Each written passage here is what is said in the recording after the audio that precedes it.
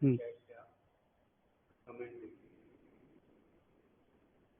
हम्म,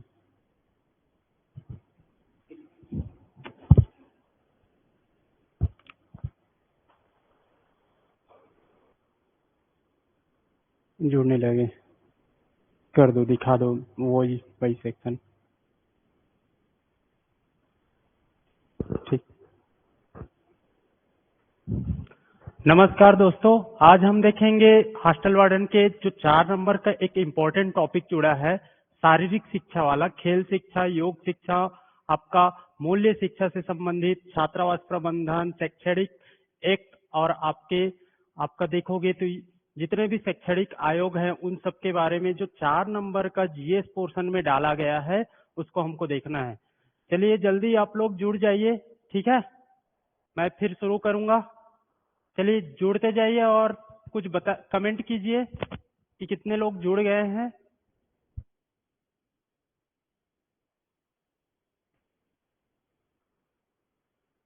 आ जाइए, फिर शुरू करते हैं जल्दी ही। ओके, पूजा, विनायक, कवि, नेताम, ईसा वर्मा, गुड इवनिंग सबको गुड इवनिंग।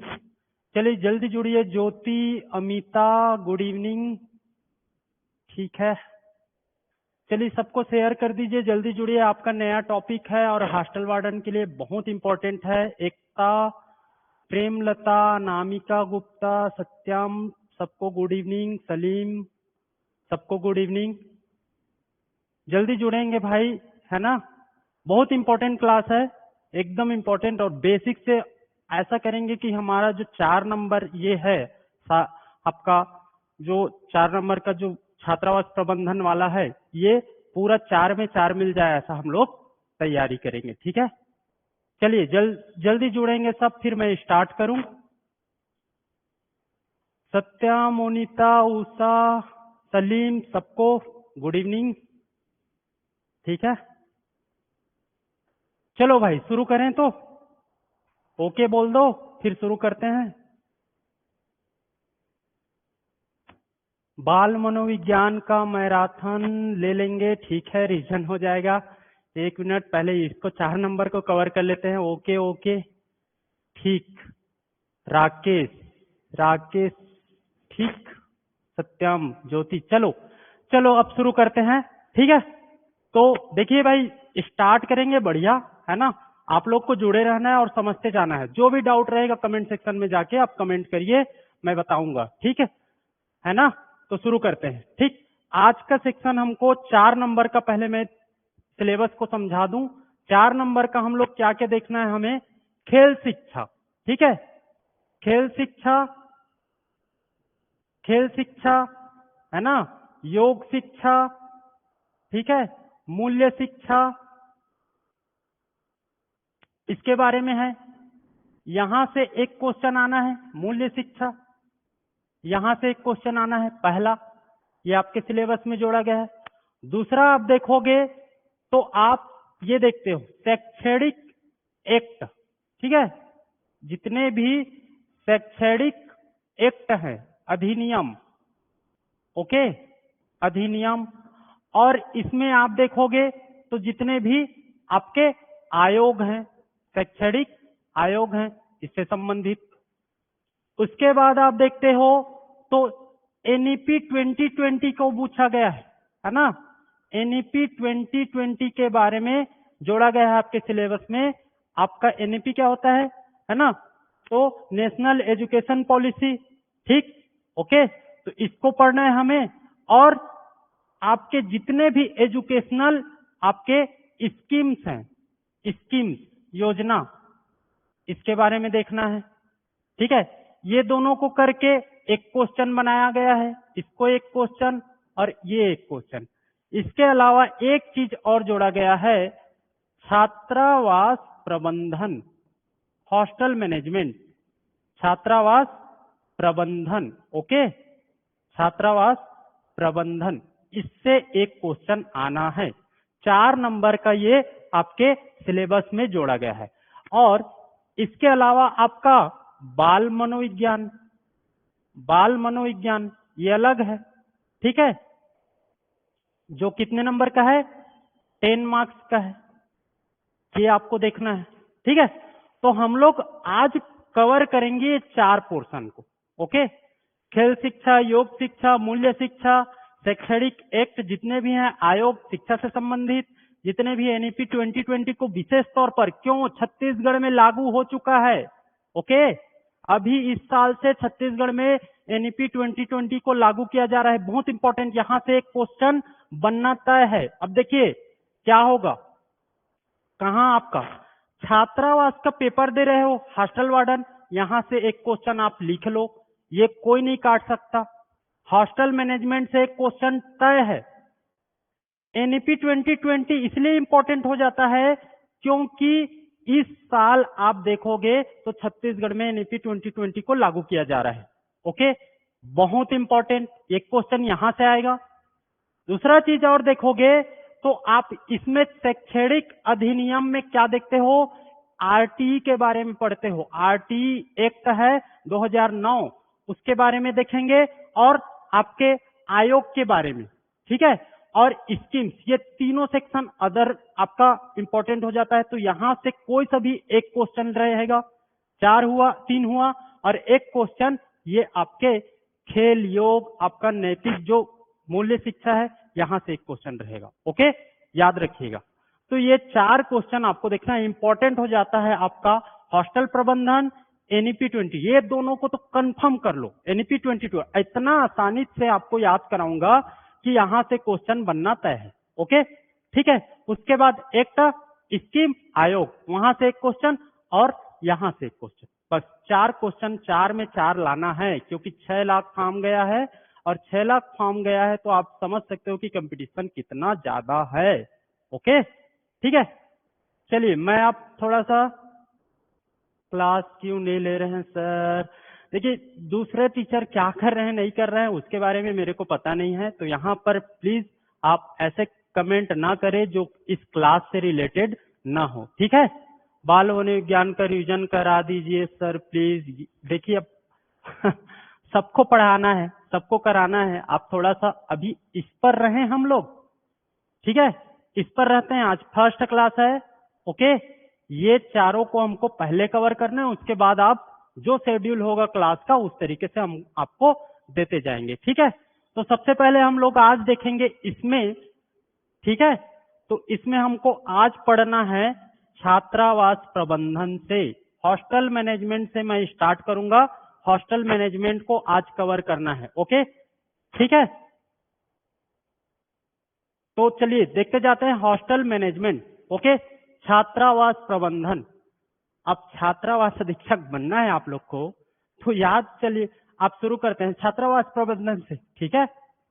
सीक्वेंस मैं बनाया हूं तो आप मेरे अकॉर्डिंग चलिए, बिलीव करिए, थोड़ा सा विश्वास करके चले, आपका 100% क्वेश्चन सॉल्व होने वाला है, ठीक है। तो सबसे पहले हॉस्टल मैनेजमेंट, उसी को बोलते हैं हम लोग छात्रावास प्रबंधन, ठीक।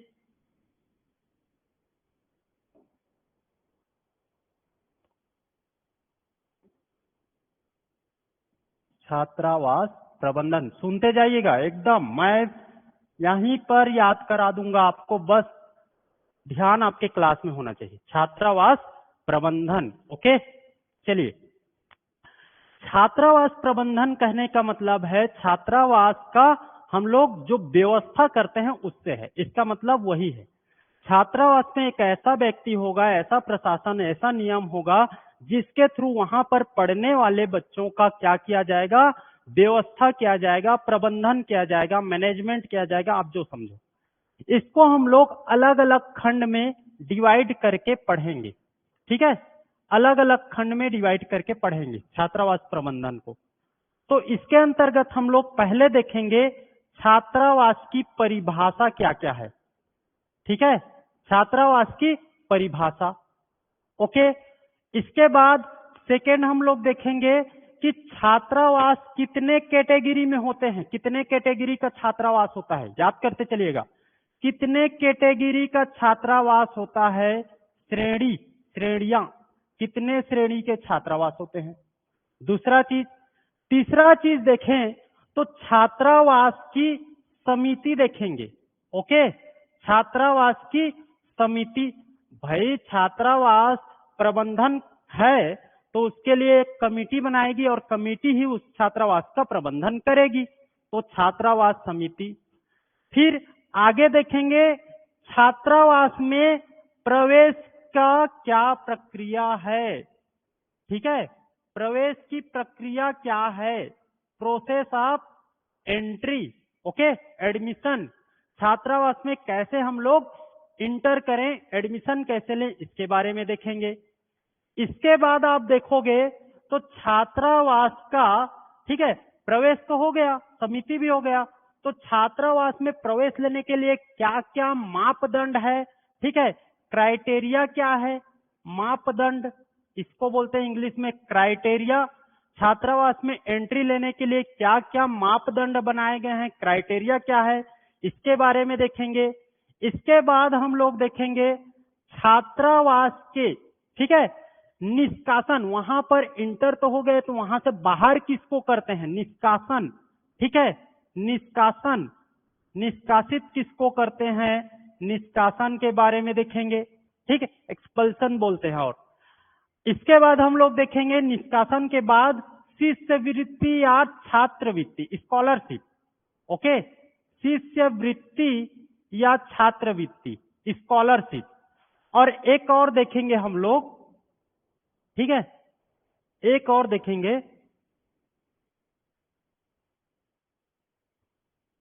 थोड़ा छोटा कर लूं,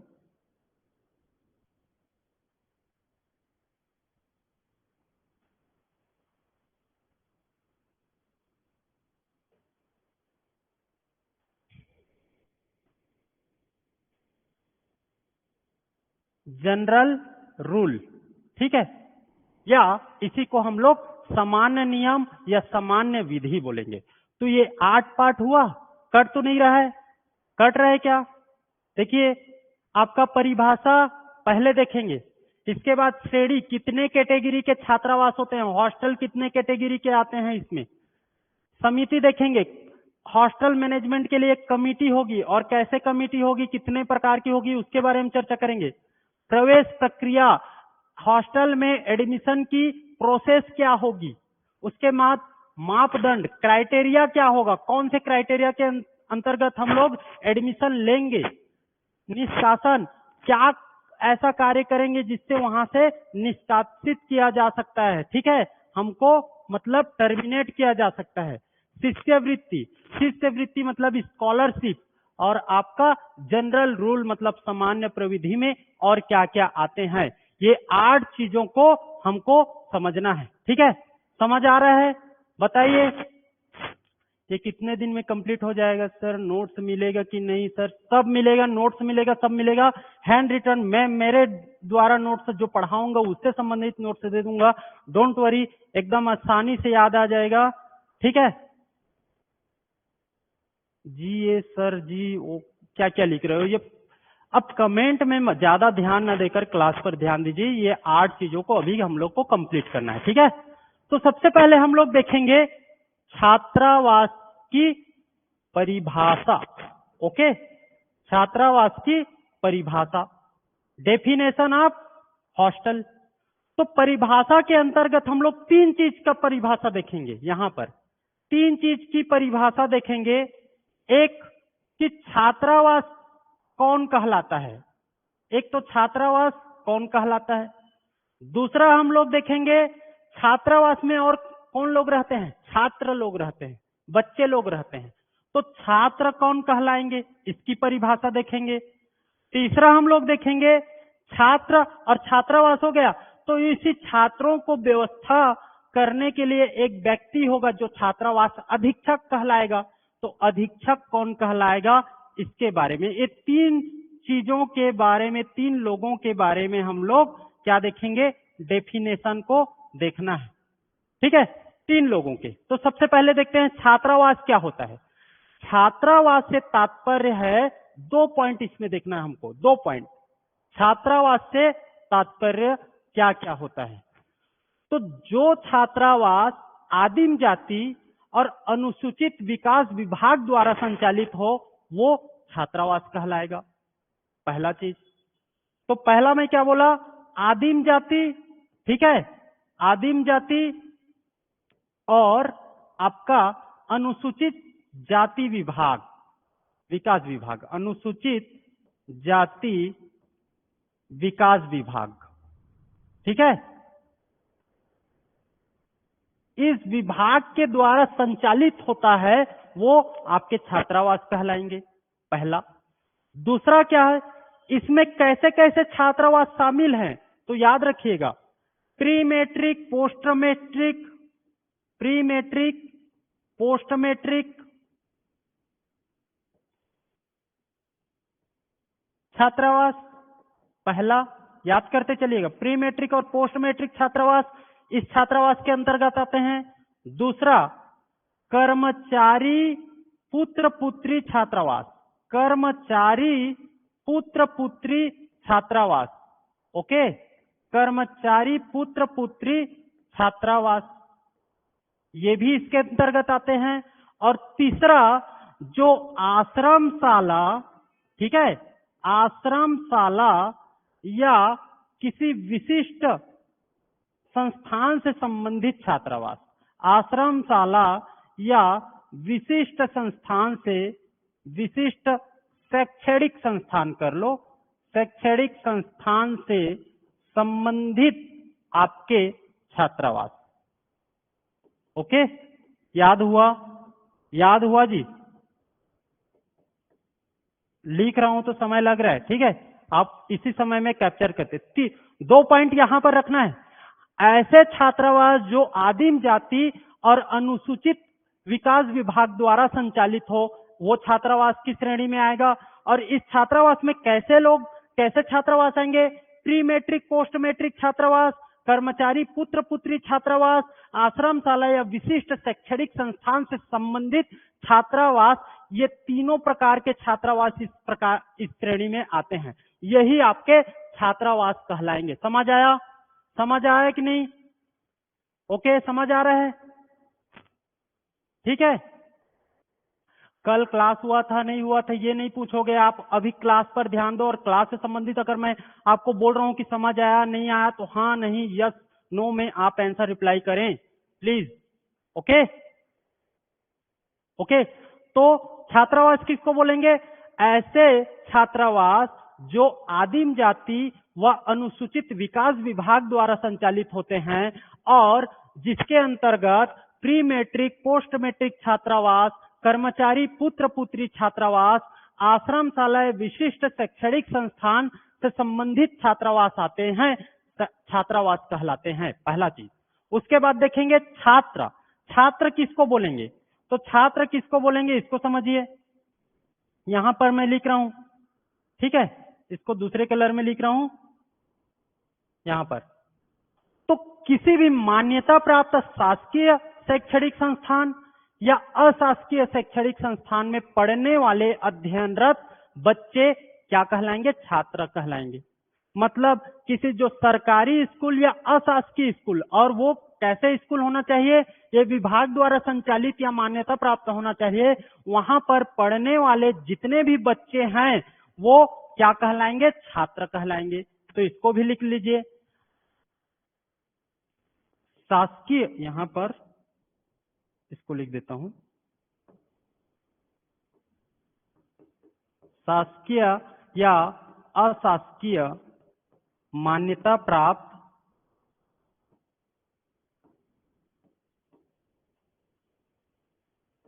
विद्यालय में, स्कूल में अध्ययनरत छात्र या अध्ययनरत बच्चे क्या कहलाएंगे? बताइए, बच्चे क्या कहलाएंगे जी? ये कहलाएंगे छात्र। अब तीसरा देखेंगे अधीक्षक। तो अधीक्षक को आप देखिए, ठीक है, अधीक्षक किसको बोलेंगे? छात्रावास के व्यवस्था हेतु सक्षम अधिकारी द्वारा नियुक्त व्यक्ति क्या कहलाएगा? अधीक्षक कहलाएगा। याद हुआ? सक्षम अधिकारी द्वारा नियुक्त व्यक्ति क्या कहलाएगा? आपका अधीक्षक कहलाएगा। इंग्लिश में बताएं सर, कैटेगरी को कैटेगरी को, भाई कैटेगरी में आऊंगा तो बता दूंगा ना भाई, अभी डेफिनेशन में है, कैटेगरी में आऊंगा तो बताऊंगा, इसके बाद कैटेगरी ही पढ़ना है। ओके ठीक है, ठीक। अभी ये समझिए, इसको याद करते चलिए भाई, यहां से क्वेश्चन आएगा, पूछेगा छात्रावास के अंतर्गत निम्नलिखित में से कौन से नहीं आते हैं या कौन से आते हैं, ये तीनों दे दिया रहेगा और इससे संबंधित और कुछ जोड़ देगा। सही गलत को आपको छांटना पड़ेगा, आप समझ नहीं पा रहे हो। अभी ये क्लास कितना इंपॉर्टेंट हो जाएगा, एक एक नंबर के लिए आप कितना पीछे चले जाओगे, रैंक आपका कितना पीछे हो जाएगा, आप समझ नहीं पा रहे हो, अभी अंदाजा नहीं लगेगा। जब रिजल्ट आएगा, एक नंबर पॉइंट से चूकोगे ना, तब समझ आएगा कि क्या होता है आपका। ठीक है, तो अभी ध्यान से पढ़िए, मैं बार बार बोल रहा हूँ।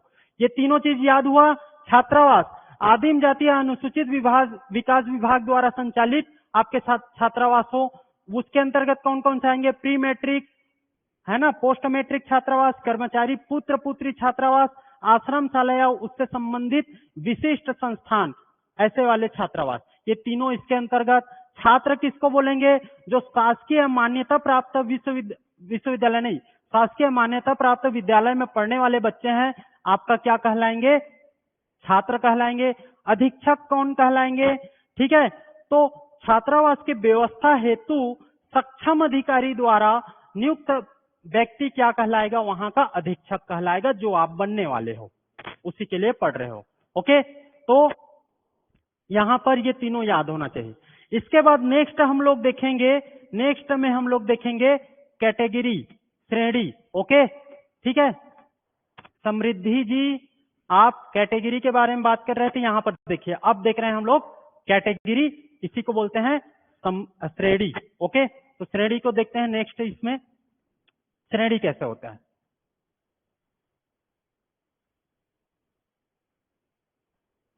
ठीक,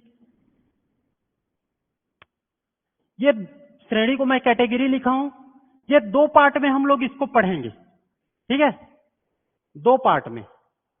और दो पार्ट एक्चुअल में छात्रावास की 4 कैटेगरी होती है, 4 कैटेगरी को हम लोग दो पार्ट में डिवाइड करके पढ़ते हैं, ठीक है, याद रखिएगा। 4 कैटेगरी कौन कौन सा, तो एक होता है आपका एसटी छात्रावास, एसटी छात्रावास। ओके, दूसरा हम लोग देखेंगे एससी छात्रावास, ठीक है, एसटी एससी एससी छात्रावास। तीसरा देखेंगे ओबीसी छात्रावास। ओके, 3 छात्रावास इसके इधर आ जाएगा, और एक और छात्रावास देखेंगे जो अदर छात्रावास कहलाएगा, मतलब वो एसटी एससी ओबीसी के अंतर्गत नहीं आएंगे, याद रखिएगा। एसटी छात्रावास, एससी छात्रावास, ओबीसी छात्रावास, ये 3 छात्रावास एक श्रेणी में, और दूसरे श्रेणी में हम लोग देखेंगे अदर छात्रावास, इनके अलावा अन्य छात्रावास। ओके, ये आपको जानना है। देखिए समझते चलिए, एसटी एससी और ओबीसी छात्रावास होते हैं, उसमें 90% सीट उसी कैटेगरी के लोग के लिए रिजर्व होता है, ठीक है। यहां मान लीजिए एसटी छात्रावास है, तो वहां 90% एसटी लोग रहेंगे, 10% अदर लोग रहेंगे। एससी छात्रावास है तो 90% लोग एससी लोग रहेंगे, 10% अदर रहेंगे। ओबीसी छात्रावास है तो ओबीसी 90% रहेंगे, 10% अदर रहेंगे। मतलब इस श्रेणी के तीनों छात्रावास में 90% लोग उसी श्रेणी के होते हैं, उसी कैटेगरी के होते हैं, उसी कैटेगरी के होते हैं, इसको जानना है, उसी कैटेगरी के। लेकिन 10% अदर भी रहते हैं, 10% अदर भी होते हैं, याद रखिएगा, 10% अदर भी होते हैं, ये आपको जानना है। इसके बाद आप अदर अन्य छात्रावास देखेंगे। अन्य छात्रावास में कैसा होगा, तो एडमिशन याद रखिएगा, संचालक, कौन संचालक जी, आदिम जाति कल्याण विभाग का संचालक या उस विभाग का आयुक्त, कमिश्नर, ठीक है, डायरेक्टर। ओके, याद रखिएगा, संचालक या आपका आयुक्त जो नियम करेंगे, संचालक या आयुक्त के नियम अनुसार यहां पर एडमिशन होता है, नियमानुसार। अब ये संचालक और आयुक्त कौन से विभाग के होंगे, अब जान गए ना, आदिम जाति और कल्याण विकास विभाग के संचालक या आयुक्त के नियमानुसार यहाँ पर एडमिशन किसी को भी दिया जा सकता है, ये आपको जानना है। समझ आया कैटेगरी? कैटेगरी समझ आया कि नहीं? ठीक है, कैटेगरी समझ आया कि नहीं बताइए? ओके, ये 2 कैटेगरी में हम लोग छात्रावास को देखते हैं। इसमें 3 छात्रावास है, इसमें एक ही छात्रावास है। ठीक है, एक मतलब टाइप है वो, उसमें बहुत सारे प्रकार के छात्रावास आ सकते हैं। तो ये आपका 2 कैटेगरी के छात्रावास देखेंगे। इसके बाद हमको देखना है, ठीक है क्या जी, तो प्रवेश समिति, कमिटी, ओके, कमिटी,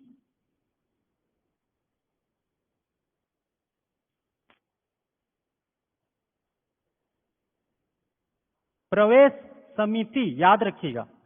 प्रवेश समिति को भी हम लोग 2 पार्ट में डिवाइड करके पढ़ते हैं, याद रखिएगा, 2 पार्ट में। आसान है बहुत, मैं पूछूंगा लास्ट में। ओके, समझ आ रहा होगा। डेफिनेशन और कैटेगरी बता दिया, अब प्रवेश समिति को समझिए। प्रवेश समिति, इससे पहले मैं कैटेगरी में 4 प्रकार के छात्रावास बताया हूं। छात्रावास अ, ब, स, ठीक है, उसी को हम लोग SC, ST, OBC भी बोल सकते हैं।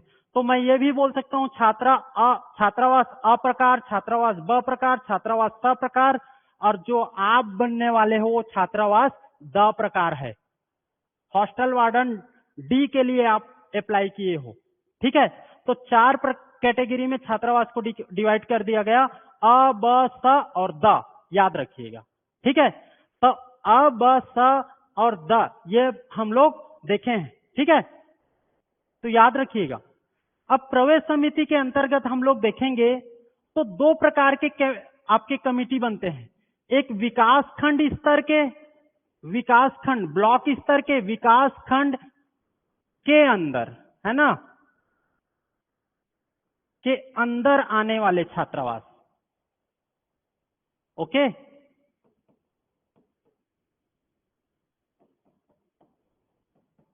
एक कमिटी इसके लिए बनेगा और एक होगा विकास खंड ब्लॉक के बाहर या जिला स्तर का कमिटी, जिला स्तर के छात्रावास के लिए कमिटी, ओके। 2 प्रकार के होंगे। आप सीधा सीधा ये भी समझ के चलिए, एक विकास खंड स्तर के कमिटी, एक जिला स्तर के कमिटी। तो विकास खंड स्तर के में जितने भी छात्रावास हैं उसके लिए ये वाले कमिटी रहेंगे, और जिला स्तर के कमिटी के लिए जो जिला में जो छात्रावास है उसके लिए जिला स्तर के कमिटी होंगे। समझ आ रहा है? ओके, अब समझना है विकास खंड स्तर के समिति का जो होगा उसका कार्य क्या होगा, ठीक है, उसका कार्य क्या होगा। तो कार्य को देखते हैं। इस समिति का कार्य 3 प्रकार के कार्य, एक तो ये एडमिशन वाला कार्य करेगा, प्रवेश से संबंधित। दूसरा ये निरीक्षण का कार्य करेगा, पर्यवेक्षण का काम करेगा, ठीक है, इन्वेस्टिगेशन, ओके, जांच। और एक आपका ये नियंत्रण का काम भी करेगा, ठीक है, छात्रावास में नियंत्रण का भी काम करेगा। 3 प्रकार के काम होते हैं, प्रवेश, पर्यवेक्षण और नियंत्रण। प्रवेश, पर्यवेक्षण और नियंत्रण, 3 प्रकार के काम। अब इस समिति में कौन कौन लोग होंगे, तो याद रखिएगा इस समिति में कौन कौन होंगे, देखते जाइए, ओके। समिति में कौन कौन लोग होंगे, तो देखो, एक अध्यक्ष होगा, और अध्यक्ष कौन होगा, विकास खंड वाला है तो जनपद पंचायत का उपाध्यक्ष इसका क्या होगा, अध्यक्ष बनेगा। पहला चीज, जनपद पंचायत का उपाध्यक्ष, जिला पंचायत, जनपद पंचायत, ग्राम पंचायत जानते हो ना जी। तो जनपद पंचायत का अध्यक्ष आपका उपाध्यक्ष होगा, वही इस समिति का, विकास खंड स्तर के समिति का अध्यक्ष होगा। इसके अलावा सदस्य कौन कौन लोग रहेंगे, तो सदस्य में देखिए, एक तो होगा BO, block education officer, BO, ठीक है, विकास खंड शिक्षा अधिकारी बोलते हैं। दूसरा सदस्य कौन होगा? तो एक प्राचार्य होगा, कोई भी प्राचार्य, विकास खंड स्तर में जितने भी छात्रावास हैं उसमें से एक छात्रावास का, उस स्कूल का आपका क्या होगा? प्राचार्य, principal. Okay, higher secondary school में प्रिंसिपल होते हैं ना जी, तो विकास खंड में तो बहुत सारे स्कूल होंगे ना, गवर्नमेंट स्कूल, उसमें से एक आपके प्राचार्य को इसमें शामिल किया जाएगा। और एक होता है एमएलए प्रतिनिधि, एमएलए प्रतिनिधि, जिसको एमएलए चुन करके या नॉमिनेट करके भेजेगा, उसका प्रतिनिधि, एमएलए के तरफ से एक प्रतिनिधि यहां पर होगा। तो ये इतने लोग विकास खंड स्तर के समिति में शामिल होते हैं, याद रखिएगा। एक अध्यक्ष होगा, अध्यक्ष कौन होगा? जनपद पंचायत का उपाध्यक्ष यहाँ का अध्यक्ष होगा समिति का, एक बीओ होगा, एक एमएलए प्रतिनिधि होगा, एक प्राचार्य होगा। अब जिला स्तर में आ जाएं, तो जिला स्तर में कौन कौन होंगे देखते हैं, ठीक है। जिला स्तर में समिति बनेगा, उसका भी कार्य क्या होगा? कार्य यहां जो है वही कार्य होगा, एज इट इज कार्य करेगा, जो विकास खंड स्तर में हो रहा है वही काम यहां भी करेगा, ठीक है।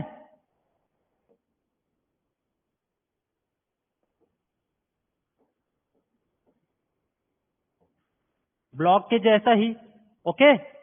दूसरा चीज यहां पर आप देखोगे तो इनका का आपका समिति कैसा रहेगा, समझते चलिए। समिति देखिए यहां पर, तो यहां पर अध्यक्ष जो होगा वो कौन होगा? जिला स्तर का है, तो जिला स्तर का है तो अध्यक्ष कौन होगा? कलेक्टर, कलेक्टर या कलेक्टर द्वारा नियुक्त प्रतिनिधि, कलेक्टर या कलेक्टर द्वारा नियुक्त प्रतिनिधि, याद रखिएगा। दूसरा, इसके आपका सदस्य कौन कौन होंगे? तो सदस्य देखिए, सदस्य में यहां आ जाएगा डीओ, डिस्ट्रिक्ट एजुकेशन ऑफिसर, ठीक है। जिला शिक्षा अधिकारी, डीओ जानते हो ना, जिला शिक्षा अधिकारी। एक एससी का विधायक और एक एसटी का विधायक, ठीक है। एससी एसटी का एक एक विधायक, ओके, याद रहेगा। एससी एसटी का एक एक विधायक।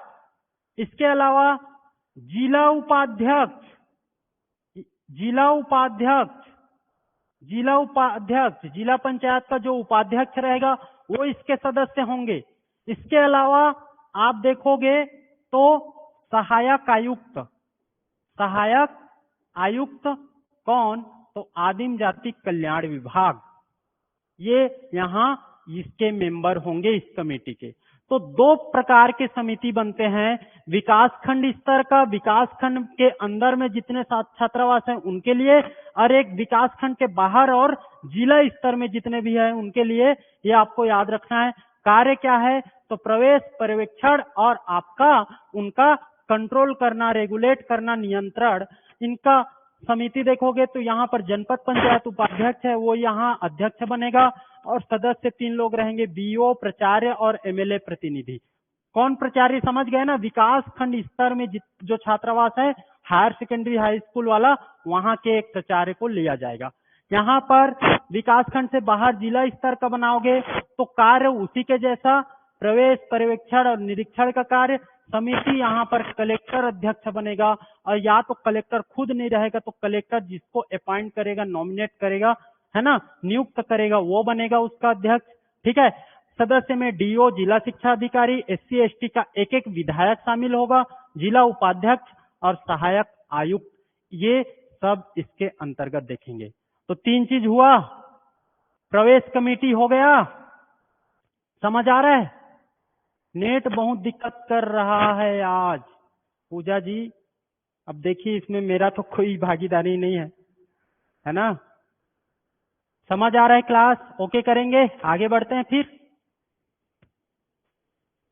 ओके, मजा आ रहा है क्लास? बोर तो नहीं लग रहा है?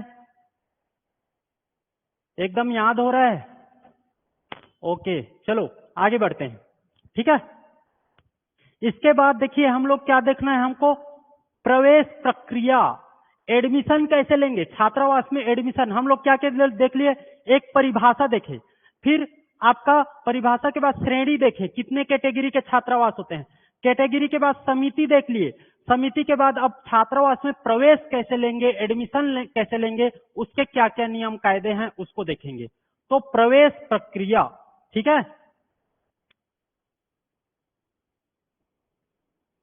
एंट्री प्रोसेस या एडमिशन प्रोसेस।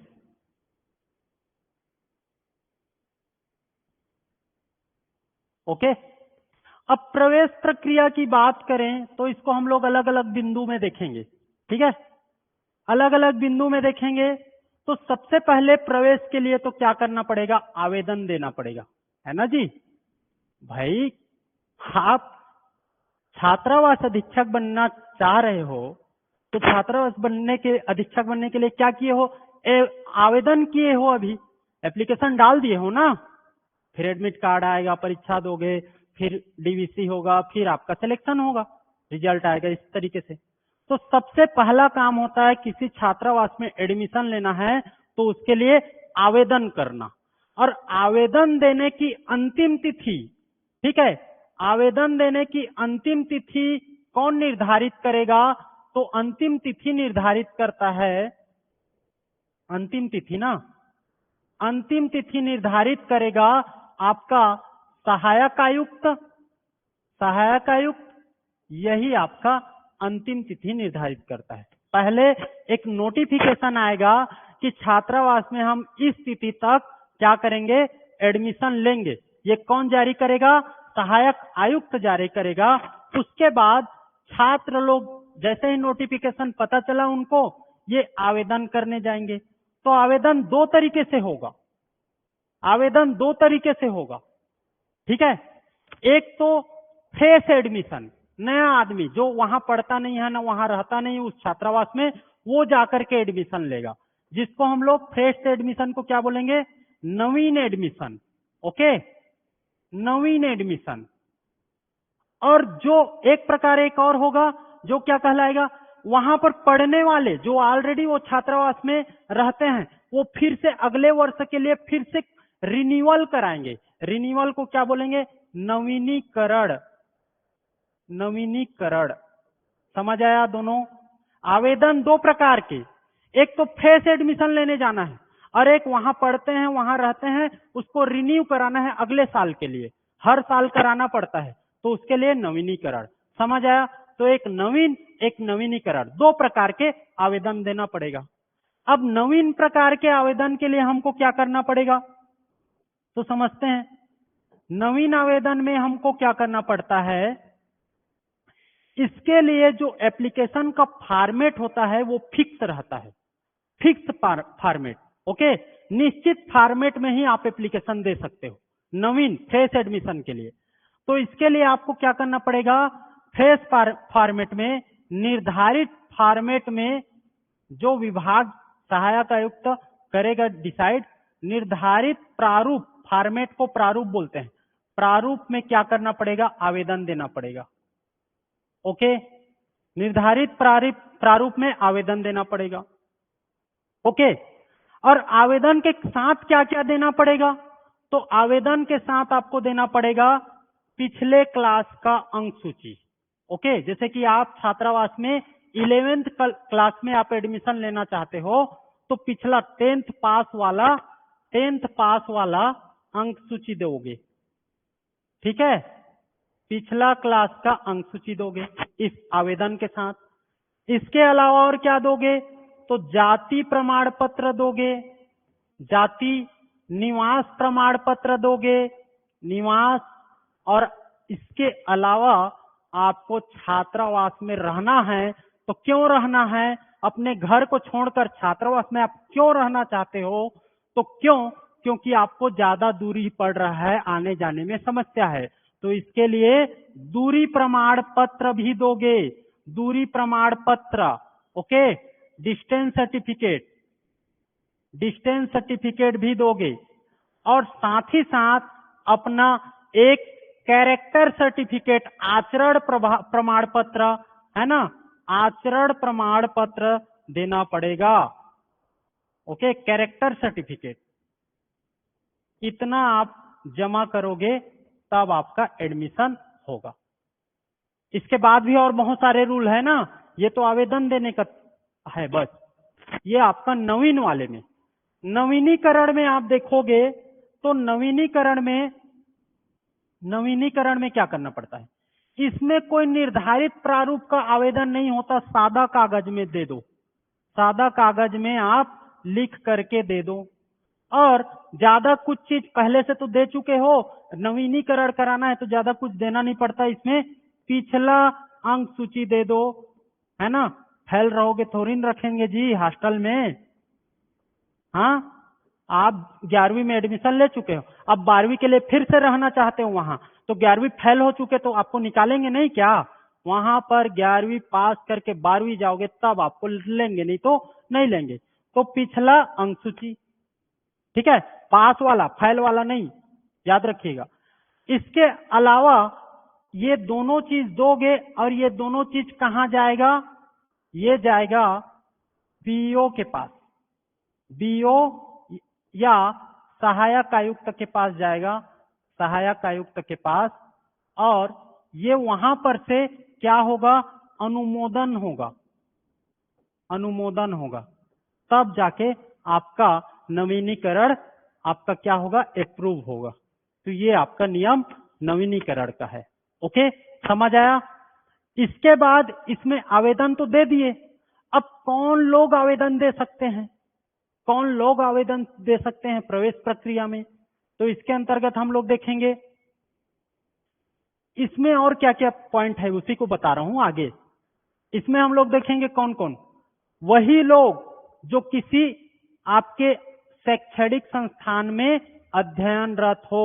मतलब मैं छात्रावास में रहने के लिए एप्लीकेशन दे दिया और मैं कहीं पढ़ाई नहीं कर रहा हूं तो मेरे को निकाल देंगे, मेरे को किसी स्कूल विद्यालय में पढ़ना पड़ेगा तब जाके छात्रावास मिलेगा। समझ रहे हो? आप ही देखो, कहीं कॉलेज करते हो तो कॉलेज में एडमिशन लेते हो, फिर उसी एडमिशन के आधार पर आपको हॉस्टल मिलता है। उसी तरीके से इसमें किसी शैक्षणिक संस्थान में पढ़ते रहना चाहिए तभी मिलेगा। किसी शैक्षणिक स्थान में आपको क्या होना चाहिए, प्रवेश लेना होगा। ओके,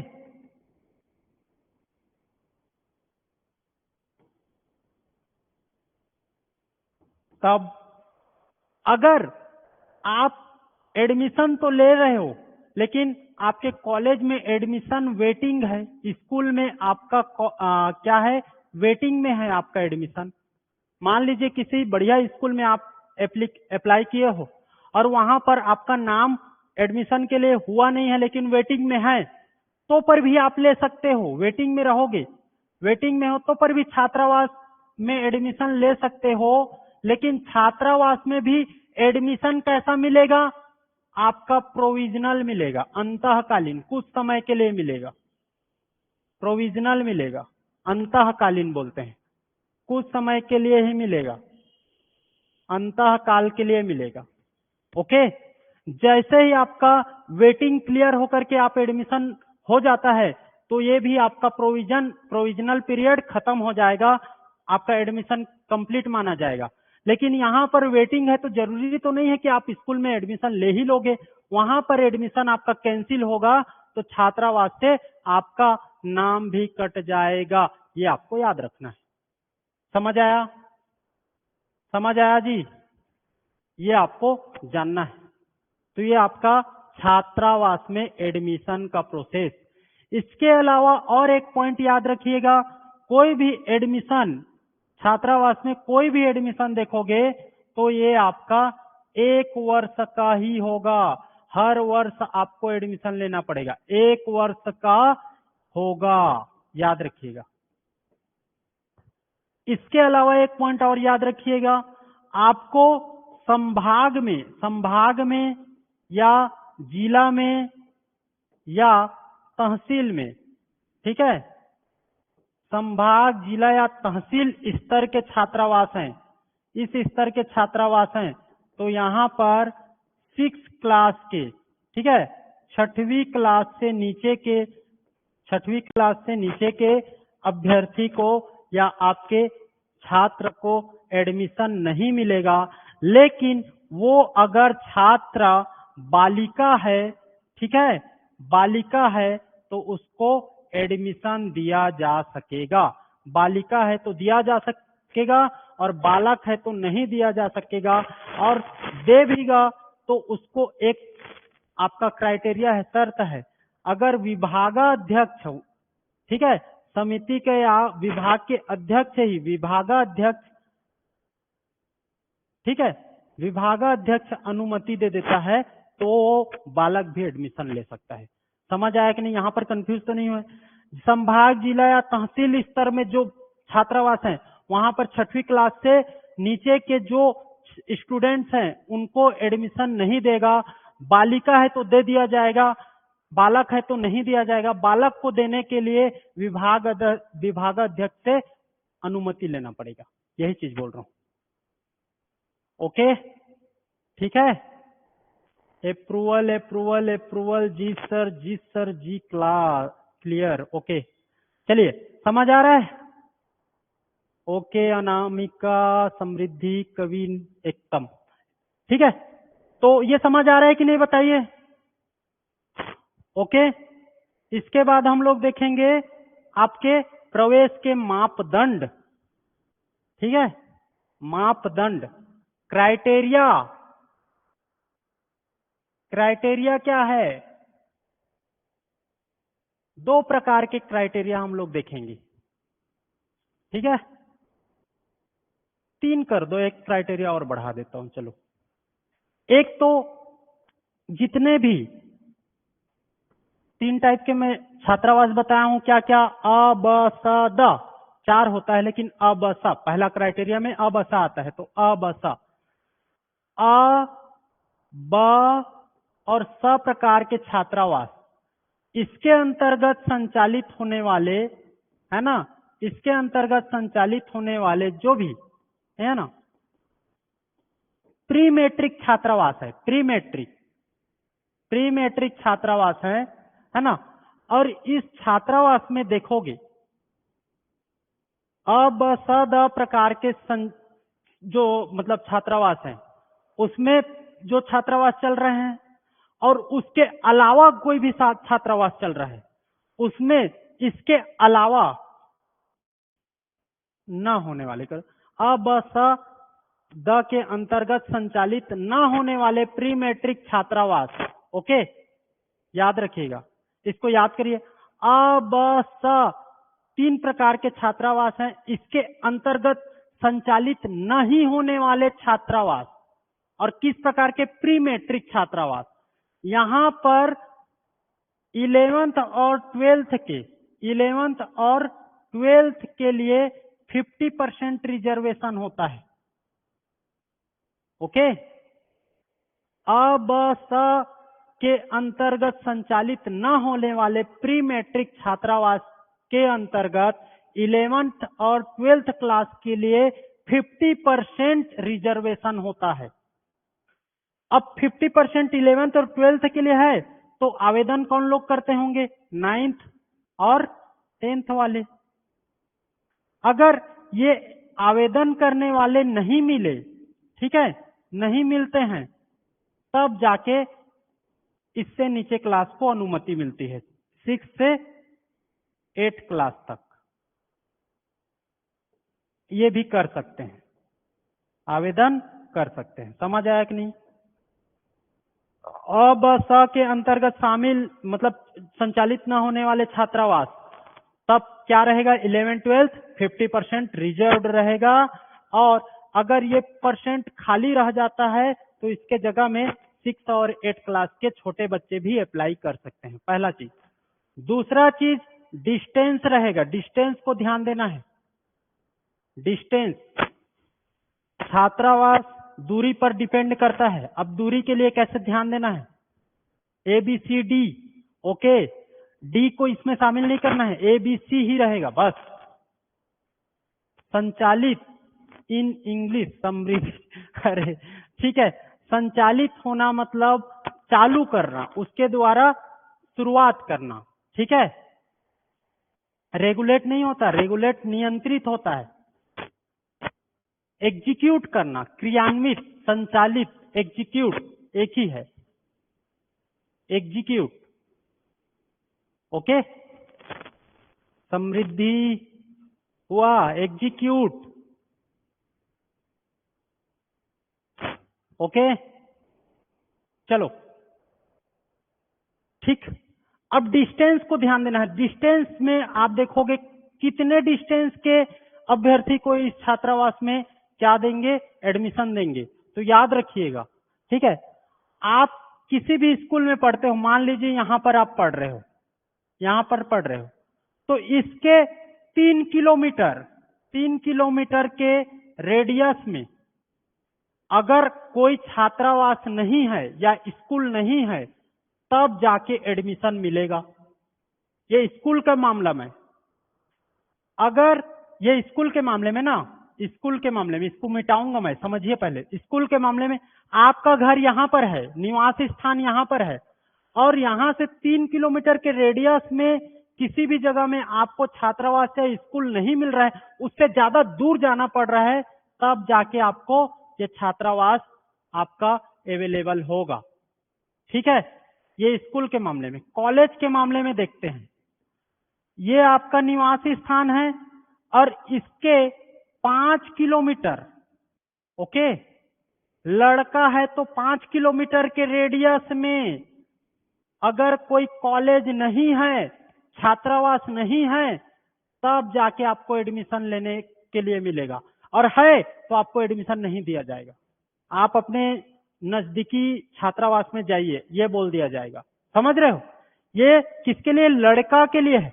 लड़की है तो यही कितना हो जाता है? 8 किलोमीटर हो जाता है। ओके,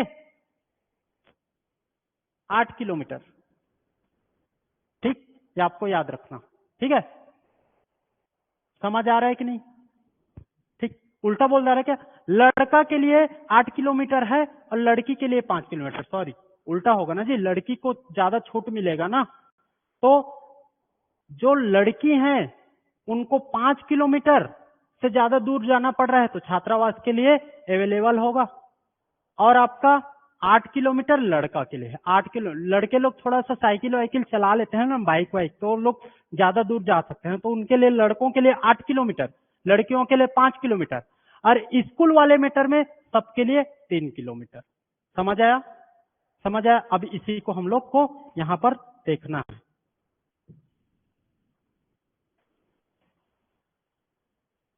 लिख देता हूं मैं, ठीक। स्कूल वाला, पहला स्कूल, स्कूल के लिए क्या? Greater than 3 kilometre. और कॉलेज के लिए, कॉलेज है ना, कॉलेज के लिए आप देखोगे तो 2 क्राइटेरिया। लड़का है तो ग्रेटर देन 8 किलोमीटर और 8 किलोमीटर से ज्यादा दूरी होना चाहिए, और लड़की है, ठीक है, लड़की है तो ग्रेटर देन 5 किलोमीटर डिस्टेंस होना चाहिए। समझ आया? ओके। इसके बाद एक देखते हैं हम लोग, प्रवेश निषेध। निषेध मतलब प्रोहिबिट, किसको हम लोग प्रवेश नहीं देंगे, छात्रावास में एडमिशन नहीं देंगे। किसको नहीं देंगे? तो एक तो जो फेल हो, क्लास में फेल ही हो जा रहा है, उसको प्रवेश से निषेध। जो 75% अटेंडेंस नहीं रखता, ठीक है, अटेंडेंस 75% से कम है, उसको हम लोग हटा देंगे, नहीं देंगे। और जो अनुचित कार्य करता है, ओके, अनुचित कार्य करता है, जिसका व्यवहार अच्छा नहीं है, दुर्जन प्रकार का व्यक्ति है, ओके, दुर्जन प्रकार का व्यक्ति, तो जिसका व्यवहार अनुचित है उसको हम लोग एडमिशन नहीं देंगे। इन 3 प्रकार के लोगों को हम लोग एडमिशन छात्रावास में नहीं देते। जो फेल हो जाए, जिनका परसेंट आप अटेंडेंस परसेंट है ना, स्कूल या छात्रावास दोनों जगह 75% से कम होता है, उनको हम लोग नहीं देंगे। और जो व्यवहार जिसका अच्छा नहीं है, तोड़ फोड़ मचाता है, लड़ाई झगड़ा करता है, शराब आपका गुटखा खाता है, ये सब लोग यहाँ पर हम लोग उन लोग को नहीं एडमिशन देंगे छात्रावास। अगर एडमिशन है और उसके बाद भी पता चलता है तो उनको निकाल देंगे। बात समझ आया? तो ये मापदंड में 3 चीज अब अंतर्गत जितने भी संचालित नहीं होने वाले प्री मैट्रिक है वहां पर 11-12 को 50% रिजर्वेशन। उसके अलावा अगर यहाँ पर खाली रह जाता है तब नीचे क्लास को हम लोग एडमिशन दे सकते हैं। डिस्टेंस स्कूल के लिए 3 किलोमीटर से अधिक होना चाहिए, है ना। और कॉलेज के लिए लड़कों के लिए 8 किलोमीटर, लड़कियों के लिए 5 किलोमीटर से अधिक दूरी वालों को आप दे सकते हो। कहाँ से? निवास स्थान। इसीलिए आप देखो एडमिशन में आवेदन के साथ में निवास प्रमाण पत्र, है ना, domicile certificate, okay, caste certificate, ये सब क्यों मांगते हैं? इसी कारण मांगते हैं। तो ये आपको याद रखना है। ये हो गया मापदंड। मापदंड के बाद आपको क्या देखना है? ठीक है, तो मापदंड के बाद निष्कासन, ओके, निष्कासन देखेंगे। अब निष्कासन इंग्लिश में एक्सपल्सन, ठीक, निष्कासन। तो निष्कासन देखोगे तो निष्कासन कौन करेगा? किसी को निष्कासित कौन करेगा? तो निष्कासित करने का अधिकार होता है किसके पास? जिला अध्यक्ष के पास। ठीक, जिला अध्यक्ष, कमेटी बना था ना, जिला कमेटी और विकासखंड स्तर के कमेटी, तो उसी में जिला अध्यक्ष के पास निष्कासन का अधिकार होगा। और किसके पास होगा? तो छात्रावास समिति के पास होगा। छात्रावास समिति के पास होगा। जिला अध्यक्ष या छात्रावास समिति के पास में किसी भी कैरेक्टर सर्टिफिकेट, ये आपका चरित्र प्रमाण पत्र, आचरण प्रमाण पत्र, ओके, ऑपरेट, ठीक है, रेगुलेट, क्या क्या आप लोग कमेंट में ही लगे रहो, ये चीज मैं वो भी पूछूंगा तब आपको समझ आए। इसके बाद किसको निष्कासित करेगा? किसको निष्कासित करेगा ये आपको जानना है। कौन तो जान गए, कौन निष्कासित करता है? छात्रावास समिति या आपका वहां जिला अध्यक्ष। किसको निष्कासित करेगा? तो छात्रावास में पढ़ने वाले रहने वाले बच्चे को ही तो निष्कासित करेंगे। तो किस, है ना, छात्रों को करेंगे, ठीक, और किस आधार पर करेंगे? किस आधार पर, ओके, कौन सा बेसिस पर आप उसको निकालोगे छात्रावास से, ये आपको जानना है। तो किस आधार पर? तो काउंट करते जाओ। एक तो अगर वो फेल हो जाता है तो, दूसरा उसका मेस फीस नहीं पड़ता है। मेस पटाते हो ना, मेस किसको बोलते हैं जानते हो ना, जो खाने के लिए आप मंथली देते हो, मेस फीस नहीं देते हो, ठीक है। तीसरा, मेस में आप उपस्थित नहीं रहते हो, ठीक है। बहुत सारे हैं जनरल नीजर। आपका आचरण सही नहीं है तब निकालोगे, ठीक है, आचरण सही नहीं है। और शराब, जो भी, ठीक, अनुवांछित पदार्थ है उनका सेवन करता है, ठीक है, जो लड़ाई झगड़ा में शामिल है, ठीक। इस प्रकार से बहुत सारे रीजन हो सकते हैं जिसके कारण आप उसको निष्कासित करते हो। तो ये आपको 3 याद रखना। कौन निष्कासित करने का अधिकार रखता है? जिला अध्यक्ष या छात्रावास समिति। किसको? छात्रावास में पढ़ने वाले छात्रों को। किस आधार पर? फेल है, मेस फीस नहीं दे रहा है, मेस में उपस्थित नहीं हो रहा है, लगातार छुट्टी मार रहा है, कभी आ रहा है कभी जा रहा है, आचरण अच्छा नहीं है, लड़ाई झगड़ा कर रहा है, कुछ भी व्यवहार कर रहा है, ये सब के आधार पर आप उसको छात्रावास से निकाल सकते हो। याद रहेगा। इसके बाद आपका निष्कासन के बाद याद रखिएगा शिष्यवृत्ति या छात्रवृत्ति। शिष्यवृत्ति या छात्रवृत्ति, इसको बोलते हैं स्कॉलरशिप। ओके। शिष्यवृत्ति या छात्रवृत्ति, शिष्यवृत्ति या छात्रवृत्ति देखोगे तो दो टाइप के होते हैं, एक शिष्यवृत्ति, एक छात्रवृत्ति। इसी को स्कॉलरशिप बोलते हैं ना भाई, लिख लेना आप।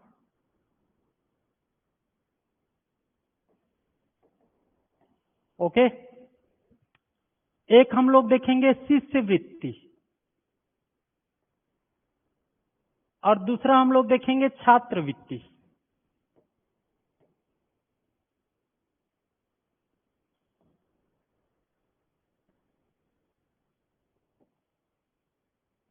ठीक है, दोनों का मतलब स्कॉलरशिप। आप शिष्यवृत्ति में देखोगे तो शिष्यवृत्ति किसको बोलते हैं, ये स्कूली छात्र के लिए होता है। ओके, छात्रावास में स्कूली छात्रा के लिए होता है।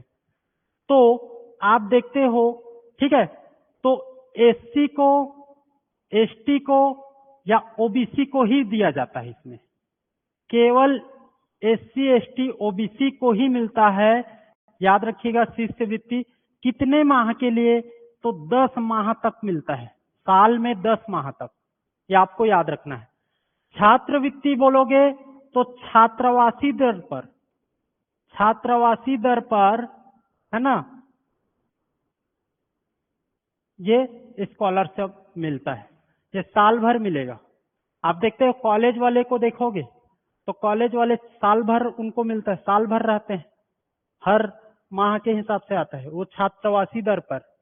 और ये आपका केवल एसटी, एससी, ओबीसी को 10 माह, क्योंकि स्कूल में 2 माह छुट्टी होता है ना, 2 माह छुट्टी, तो 2 माह बच्चे घर में रहते हैं, तो उस समय इनको नहीं मिलता छात्र शिष्यवृत्ति छात्रावास में। ठीक है, अब याद रखिएगा, इसमें नोट करके लिखिएगा, छात्रावास प्रबंधन का जो कंडिका 1, 2, 3 है, ठीक है, पैराग्राफ 1, 2 और 3, 3 नियम जो छात्रावास समिति के लिए जो नियम है, उसके पैराग्राफ 1, 2, 3, कंडिका 1, 2, 3 में क्या बोला गया है कि 1, 2, 3 के अंतर्गत ये जो शिष्यवृत्ति या छात्रवृत्ति मिलता है ना, शिष्यवृत्ति या छात्रवृत्ति मिलता है, इसका पैसा किसके लिए होगा यूज, तो याद रखिएगा, इसका पैसा यूज होगा आपका मेस के लिए। मेस के लिए जो शिष्यवृत्ति और छात्रवृत्ति जो मिल रहा है बच्चों को, उसका कंडिका 1, 2, 3 नियम के अनुसार उसका यूज किसके लिए करना है, मेस के लिए। और अगर मेस में देने के बाद भी अगर पैसा बच जाता है तो उसको याद रखना, कंडिका 4 में बताया गया है कि वो पैसा कहाँ जाएगा। अगर उसके बाद भी पैसा बच जाता है तो कंडिका 4 के अंतर्गत उसे साबुन, तेल या अन्य, समझ रहे हो ना आप, अन्य खर्चों में व्यय करना है, ये आपका नियम कहता है। तो जो आपको स्कॉलरशिप मिल रहा है उसका प्रायोरिटी क्या है, मेस चलाओ, मेस में दो, मेस का पैसा पे करो। मेस में आप जो खा रहे हो उसके लिए पैसा देना पड़ेगा ना, तो वो जो छात्रवृत्ति उसको मेस में देना पड़ेगा।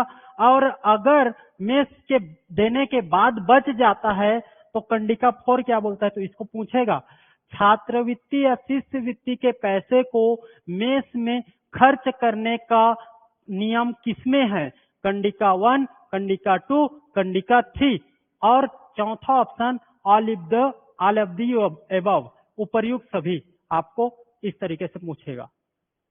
बात समझ आ रही है? मिलेगा जी, सबको नोट्स मिल जाएगा, डोंट वरी, आप लोग टेंशन ना ही लो। इधर देखो ना, यही चीज है नोट्स में, इससे ज्यादा क्या, और मैं नोट्स दे दूंगा उसमें, डोंट वरी, आपको टेंशन नहीं लेना है, इसको समझो पहले।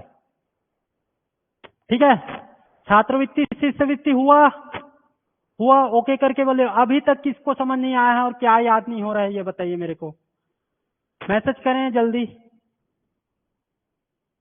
याद आ रहा है, याद हो रहा है कि नहीं? Good Isa, thank you. ठीक, समझ आ रहा है ना? याद हो जाएगा, ऐसी ही है, एकदम सरल है जी। ओके ओके, आगे बढ़ते हैं। याद हुआ ये? ठीक है, समझ आना चाहिए ये चीज। इसके बाद शिष्य वृत्ति के बाद हमको देखना है क्या? तो शिष्य वृत्ति के बाद देखना है हमको सामान्य नियम। सामान्य नियम और जनरल नियम क्या क्या बच गया, इसके बाद ये खत्म हो जाएगा। तो सामान्य नियम अंतर्गत हम लोग इसको 3 पार्ट में डिवाइड करके देखते हैं सामान्य नियम को, पहला, दूसरा और तीसरा करके। पहला होता है मेस से संबंधित। मेस मतलब समझ रहे हो ना, मेस खाने पीने के लिए, आप मेस से संबंधित। दूसरा आपका देखोगे तो छात्रावास में अवकाश, छुट्टी से संबंधित। ओके, छुट्टी से संबंधित। और तीसरा आप देखोगे तो सामग्री से संबंधित। बहुत इंपॉर्टेंट, इससे पूछेगा सामग्री, क्या क्या सामान मिलता है आपको छात्रावास में। पहले देख लेते हैं मेस से संबंधित क्या है। तो मेस से संबंधित जनरल नियम, बहुत सारा चीज तो मेस से संबंधित अलग अलग जगह में बता दिया हूं। यहाँ पर जनरल नियम के तौर पर सभी छात्रावास में एक ही प्रकार के मेस होंगे। सभी छात्रावास में एक ही टाइप के, सभी छात्रावास में एक ही टाइप के क्या होंगे, आपका छात्रावास होंगे। ये आपको जानना है। दूसरा चीज, सभी बच्चों को, इसको मैं सभी को लिख दे रहा हूं छोटा करके, सभी छात्रों को मेस में शामिल होना है। मेस में शामिल होना है, नहीं तो आपको निकाला भी जा सकता है, नहीं होगे तो। अवकाश से संबंधित देखोगे तो अवकाश से संबंधित में आप देखते हो तो क्या है, 3 प्रकार के अवकाश होंगे। एक होता है अंतर्वर्ती अवकाश, ठीक है, अंतर्वर्ती अवकाश।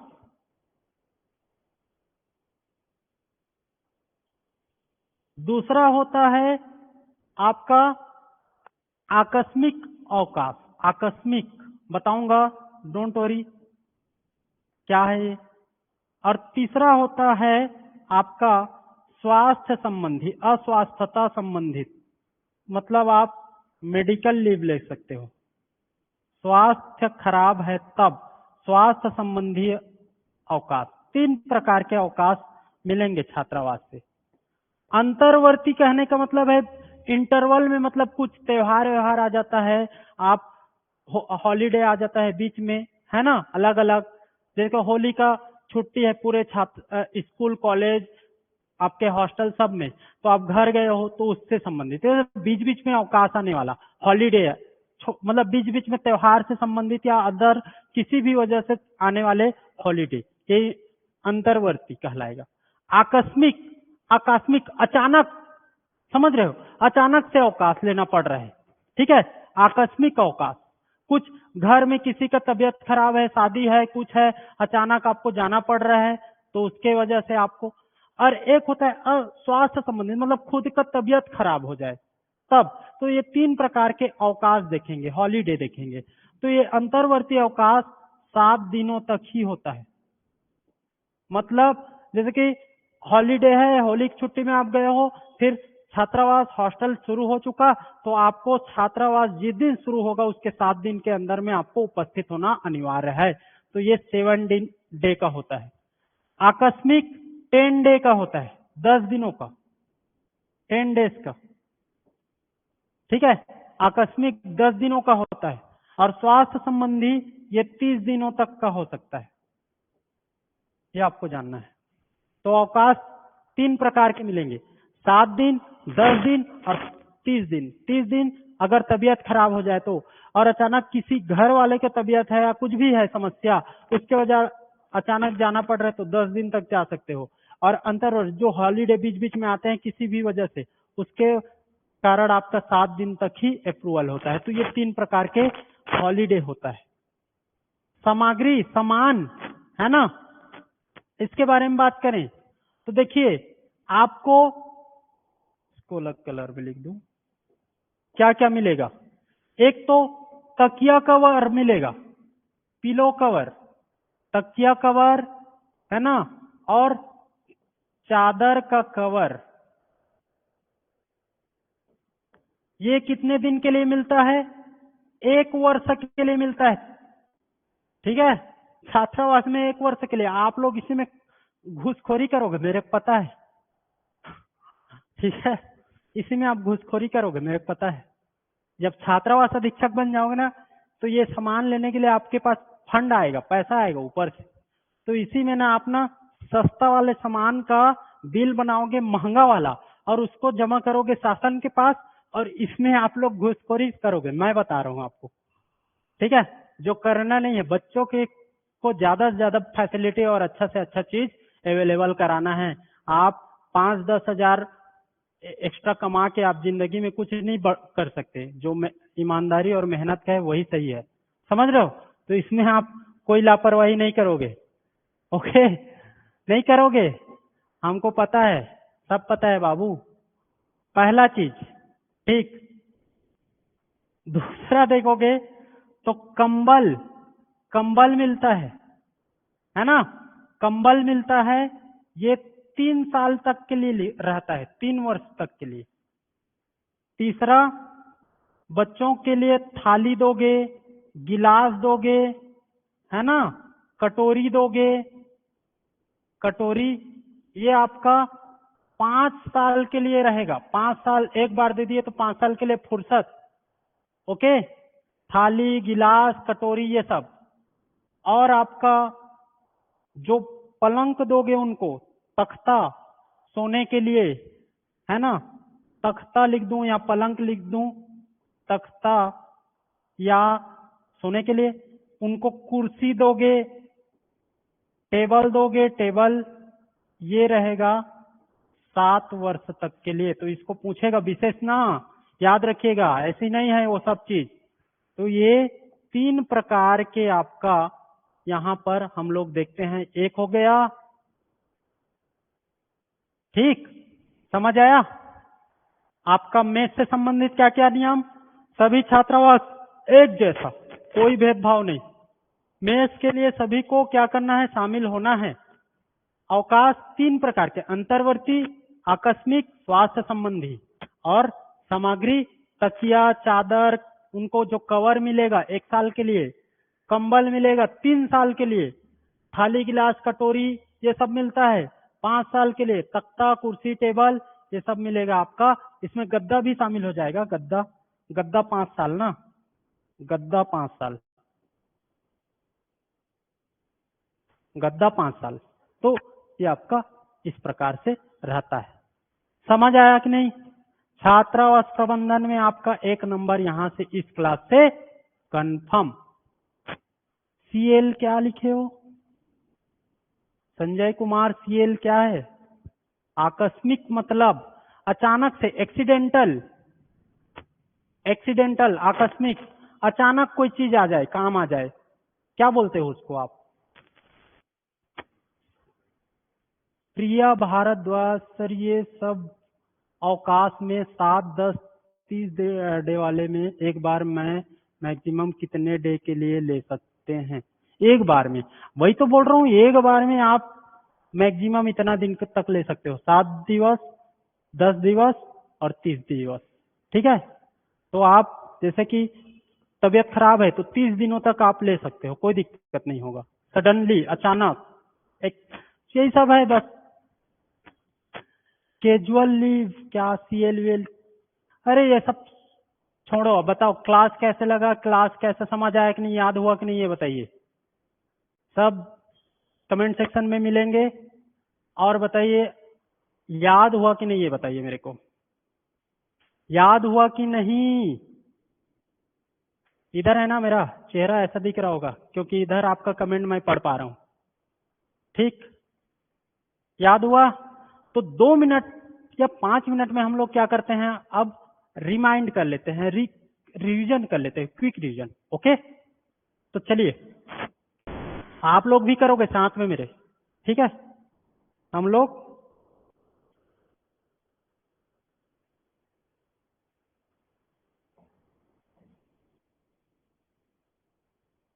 देखिए, है ना, छात्रावास प्रबंधन देखे हम लोग इसको अलग अलग टाइप में डिवाइड कर दिए। सबसे पहले परिभाषा देखे, परिभाषा में 3 चीज का परिभाषा देखे। एक छात्रावास का, कोई कमेंट नहीं करेंगे, 5 मिनट मेरे साथ रहिए, उसके बाद फिर से हम लोग कमेंट सेक्शन में आएंगे। पहले समझिए, पूरा क्लास का 5 मिनट में हम लोग सार निकाल देते हैं। छात्रावास, छात्र और अधीक्षक, 3 चीजों का डेफिनेशन देखे। छात्रावास के लिए 2 पॉइंट में हम लोग डेफिनेशन को पढ़े हैं। एक तो पहला पॉइंट कि आदिम जाति और आपका अनुसूचित विकास विभाग में के द्वारा संचालित होना चाहिए कोई भी छात्रावास। और इसमें 3 प्रकार का छात्रावास बता दिया। एक प्री मैट्रिक, पोस्ट मैट्रिक छात्रावास आता है, कर्मचारी पुत्र पुत्री जो एम्प्लॉय है उसके बच्चों के पढ़ने के लिए छात्रावास, और तीसरा आपका जो आश्रम शाला वाला छात्रावास है, जो विशिष्ट संस्थान या शैक्षणिक संस्थान से संबंधित होता है। ये 3 प्रकार के, 2 पॉइंट को याद रखना। इसके बाद छात्र देखे तो छात्र कैसे होंगे, जो किसी स्कूल में पढ़ने वाले, और स्कूल कैसा, जो विभाग द्वारा मान्यता प्राप्त हो, ऐसे स्कूल में पढ़ने वाले बच्चे इसके छात्र कहलाएंगे। और अधीक्षक, जो छात्रावास की व्यवस्था के लिए व्यक्ति होगा, जिसको कोई आपका अधिकारी नियुक्त किया है ना, सक्षम अधिकारी, उससे अपर वाला अधिकारी नियुक्त करके भेजा है छात्रावास में प्रबंधन के लिए, वही उसका अधीक्षक कहलाता है। सुपरिटेंडेंट ऑफ हॉस्टल, ठीक है, हॉस्टल अधीक्षक। इसके बाद हम लोग देखें कैटेगरी, तो कैटेगरी को हम लोग याद रखिएगा, 4 कैटेगरी को होता है, लेकिन 3 कैटेगरी को एक साइड रखे और 1 कैटेगरी को एक साइड रखे। 4 कैटेगरी, अ, ब, स और द। अ, ब, स के अंतर्गत एसटी, एससी, ओबीसी को हम लोग देखें यहाँ पर, जिसमें उसी कैटेगरी के 90% लोग एडमिशन ले पाएंगे, 10% अदर लोग रहेंगे। इधर में जो आयुक्त बोलेगा, विभाग बोलेगा, जो नियम करेगा, उसके अकॉर्डिंग सबको मिक्स करके वो एडमिशन देता है। ये आप लोग देखे हैं। इसके बाद हम लोग क्या देख रहे हैं, समिति।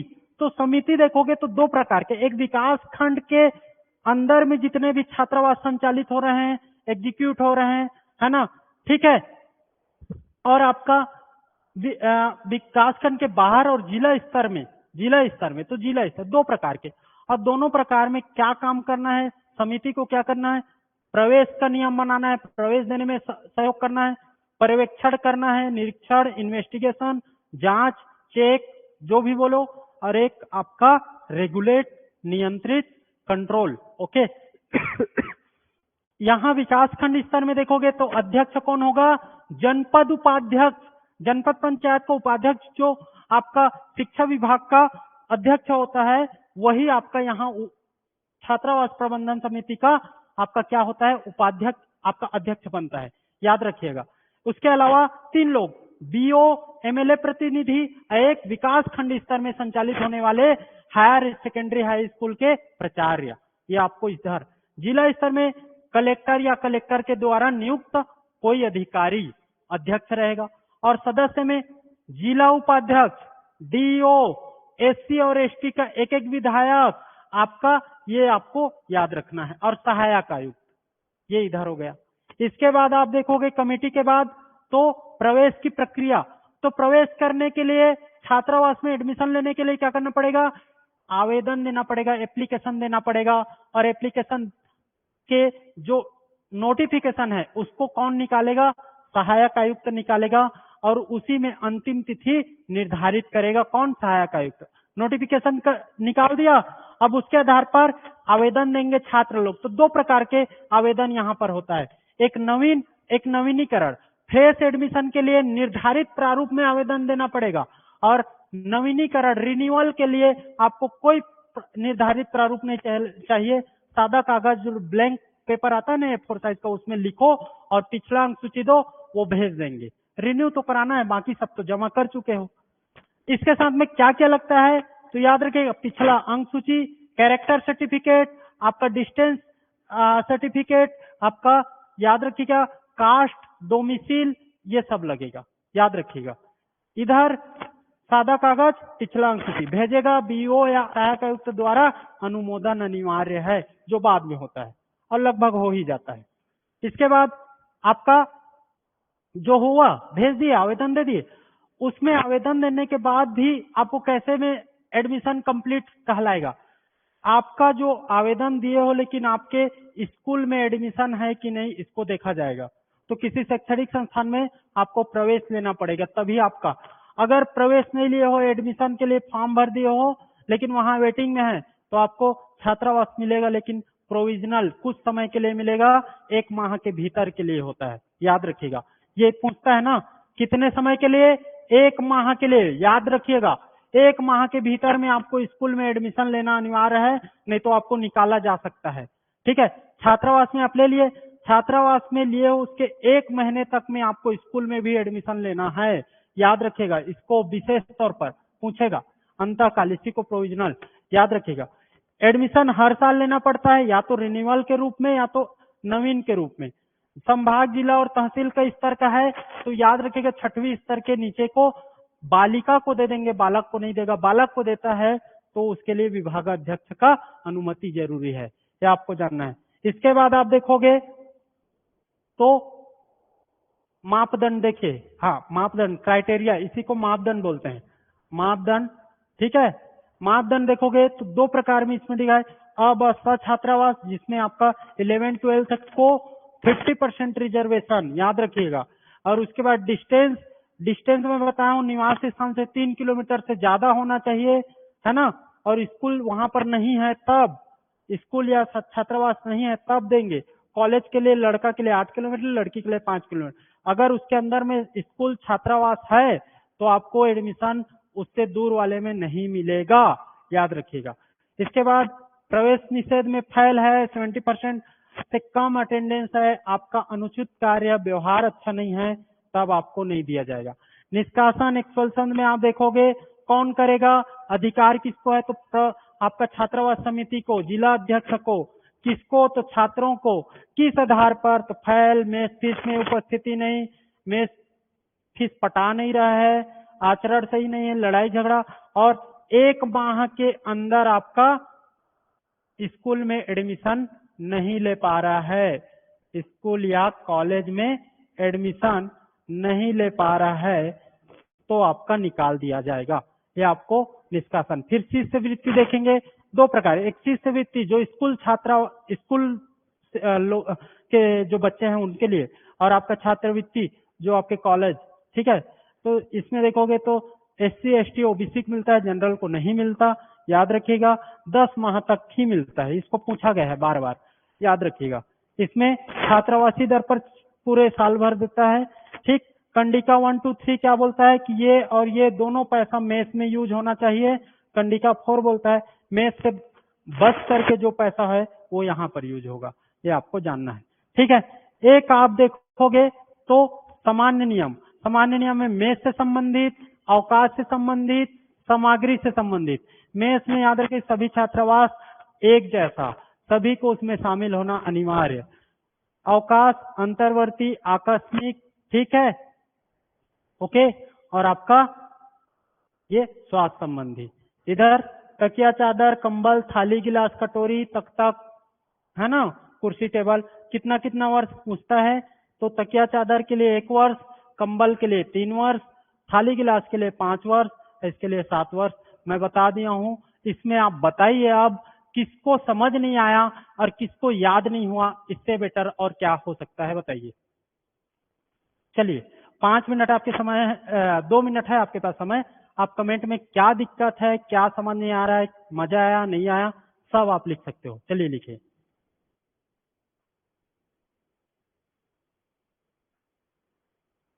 हो गया, ये आज का छात्रावास प्रबंधन कंप्लीट है। इसके बाद हम लोग कल देखेंगे, कल, ठीक है, आयोग और आपके एक टको, शैक्षणिक आयोग और शैक्षणिक एक टको कल देखेंगे। समझ आ गया? गुड। चांदनी, ममता, कवि, प्रेमलता, ओके, थंब भेजिए डन वाला। कपिल देव जी, एकता, रुक्मणी, वर्षा, मजा आया कि नहीं? 4 किसको लगा बताइए। देखिए पहला क्लास है और आप मेरे से पहली बार पढ़ रहे होगे शायद यहाँ इस कोचिंग में, तो आप मजा नहीं आया हो तो और बताइए, मैं और अपना तरीका भी चेंज करके और अच्छा पढ़ने की कोशिश करूंगा। और सही है, सही है, तो कोई दिक्कत ही नहीं, कंटिन्यू करेंगे, याद हो जाएगा, डोंट वरी। नोट्स मैं अवेलेबल कराऊंगा, कैसे भी कराऊंगा, आपको लास्ट में पूरा पढ़ाने के बाद नोट्स भी अवेलेबल करा दूंगा, डोंट वरी। ओके, याद हो गया। इतना से ज्यादा आप पढ़ने की कोशिश ना करिए, सिर्फ है ना आप दूसरे सब्जेक्ट पर ध्यान देंगे, इतना में आपका एक क्वेश्चन यहीं से आएगा और कंफर्म है, एक क्वेश्चन आना, इससे बाहर नहीं आएगा। रिकॉर्डेड डाल दीजिएगा सर। ओके, हम बात करते हैं, डल जाएगा, अभी बना लेंगे, गुड। ओके, तो आज के लिए इतना ही रखें। चलिए, सबको थैंक यू जुड़े रहने के लिए। नेक्स्ट क्लास कल होगा इसी समय, है ना। हम लोग पढ़ेंगे शैक्षणिक आयोग और अधिनियम, उससे संबंधित कल कंप्लीट करने की कोशिश करेंगे। ओके, आज के लिए सबको थैंक यू। चलिए, ऑल द बेस्ट।